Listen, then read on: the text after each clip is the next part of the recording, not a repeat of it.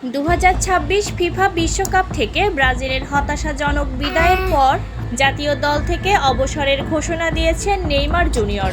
ব্রাজিলের শীর্ষ সংবাদ মাধ্যম গ্লোবো জানিয়েছে, নরওয়ের বিপক্ষে শেষ 16 থেকে বিদায়ের পরই সেলেসাওর জার্সিতে নিজের অধ্যায়ের ইতি টানার সিদ্ধান্ত জানিয়েছেন এই তারকা ফরোয়ার্ড। ম্যাচ শেষে আবেগঘন কণ্ঠে ব্রাজিলিয়ান তারকা বলেন, আমি চেষ্টা করেছি, নিজের সর্বোচ্চটাই দিয়েছি। এই মেটলাইফ স্টেডিয়ামে আমার পথ চলা শুরু হয়েছিল আর এখানেই শেষ হলো। এখন সব শেষ।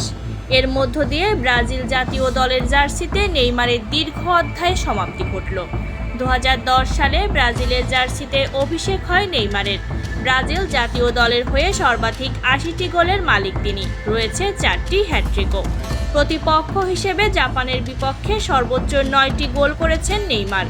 ব্রাজিলের হয়ে জিতেছেন ফিফা কনফেডারেশন কাপ ও অলিম্পিক স্বর্ণপদক। উল্লেখ্য, আর্লিং হল্যান্ডের জোড়া গোলে 2026 বিশ্বকাপের অন্যতম বড় অঘটনের জন্ম দিয়েছে নরওয়ে। 5 বারের বিশ্ব চ্যাম্পিয়ন ব্রাজিলকে বিদায় করে প্রথমবারের মতো বিশ্বকাপের কোয়ার্টার ফাইনালে উঠেছে নর্ডিক দেশটি।